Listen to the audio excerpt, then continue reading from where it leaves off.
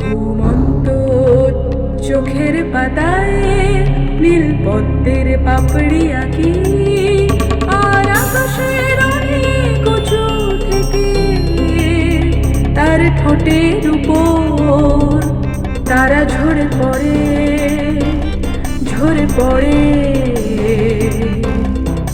ঝরে পড়ে আগুনের ফুলকির রং।